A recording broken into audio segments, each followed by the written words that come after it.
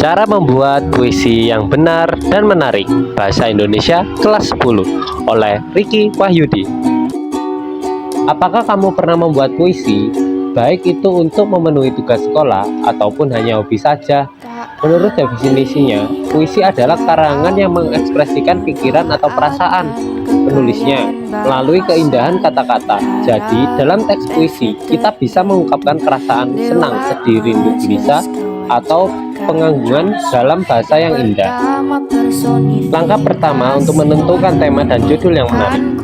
Langkah pertama dalam membuat puisi adalah pilihlah satu tema yang kita inginkan sebagai acuan dalam membuat puisi. Tema puisi ada banyak sekali, jadi sebisa mungkin pilihlah tema yang benar-benar menarik. Setelah menentukan tema, langkah selanjutnya adalah menentukan judul yang berpacu pada tema. Misalnya saja, kita membuat puisi bertema pujian terhadap seseorang atau pahlawan, maka kamu bisa beri judul dengan nama orang atau pahlawan tersebut. Yang kedua, menentukan kata kunci. Setelah menentukan tema dan judul puisi, langkah selanjutnya adalah menentukan kata kunci. Jika kamu telah menemukan tema, misalnya tadi pujian terhadap guru, maka selanjutnya adalah menemukan kata kunci yang berkaitan dengan pujian atau rasa syukur tersebut. Apabila sudah dirasa cukup untuk memulai membuat puisi, maka kamu tinggal mengembangkannya dalam sebuah kalimat atau larik puisi. Misalnya, satu kata kunci digunakan untuk satu larik, atau bisa saja satu kata kunci kemudian dikembangkan menjadi satu bait. Yang ketiga, menggunakan diksi. Langkah menulis puisi selanjutnya adalah menentukan diksi atau pemilihan kata. Diksi bisa menjadi keunikan dalam sebuah puisi. Banyak puisi bagus yang menggunakan diksi sederhana, tapi ada juga puisi dengan diksi yang jarang didengar orang. Nah, jika kamu ingin membuat teks puisi yang tidak kamu bisa gunakan gaya bahasa atau majas. Gaya bahasa adalah penggunaan kata-kata dalam berbicara maupun menulis untuk memberikan efek-efek tertentu bagi pendengar atau pembaca, misalnya menggunakan majas perbandingan atau majas metafora. 4. Menggunakan rima. Rima juga termasuk unsur esensial yang bisa membuat puisi terdengar menarik dan indah. Rima adalah bunyi yang ditimbulkan oleh huruf atau kata. Rima dapat berupa pengulangan bunyi dengan saja a b b atau a b a b. Contohnya, di masa pembangunan ini, Tuan hidup kembali dan bara kagum menjadi api.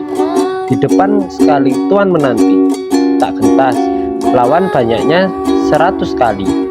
Padang di kanan, keris di kiri. Berselempang, semangat yang tak bisa mati.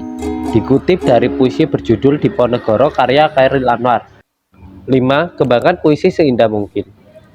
Selanjutnya, agar puisi yang kamu buat menarik untuk didengarkan, kamu bisa mengembangkan semua langkah di atas. Caranya, susun kata-kata dan lari-lari puisi menjadi bait-bait. Kembangkanlah menjadi satu puisi yang utuh dan bermakna. Kamu harus ingat bahwa puisi bukanlah sebuah artikel. Tulisan yang kamu buat untuk puisi harus ringkas, padat, sekaligus indah. Pilihlah kata yang sesuai mewakili unsur keindahan sekaligus makna yang padat. Ingatlah 3 hal yang berkaitan dengan kata dan larik dalam menulis puisi, yaitu yang pertama, kata adalah satuan rangkaian bunyi yang ringkis atau indah atau yang merdu.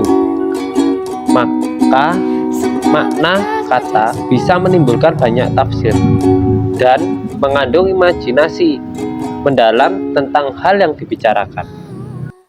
Setelah mempelajari langkah-langkah membuat puisi, berikut adalah poin-poin penting untuk membuat puisi. Yang pertama, menentukan gaya puisi. Yang kedua, menentukan tema dan judul puisi. Yang ketiga, membayangkan suasana. Yang keempat, menggunakan gaya bahasa. Yang kelima, kembangkan puisi seindah mungkin. Yang keenam, baru mulai menulis puisi. Nah, setelah mengikuti langkah-langkah dalam membuat puisi di atas, berikut diberikan beberapa contoh puisi yang bisa kamu jadikan referensi. Pada suatu hari nanti, jasadku tak akan ada lagi. Tapi, dalam bait-bait saja ini, kau tak akan kurelakan sendiri. Pada suatu hari nanti, suaraku tak terdengar lagi. Tapi di antara lari-lari saja ini, kau akan tetap kusiasati. Pada suatu hari nanti, impianku pun tak dikenal lagi. Namun, di sela-sela huruf saja ini, kau tak akan letih-letihnya ku cari. Karya Sapardi Djoko Damono. Saya Riki Wahyudi, sekian dan terima kasih. Wabillahi taufiq wal hidayah. Wassalamualaikum warahmatullahi wabarakatuh. Sampai bertemu di lain kesempatan. Semangat!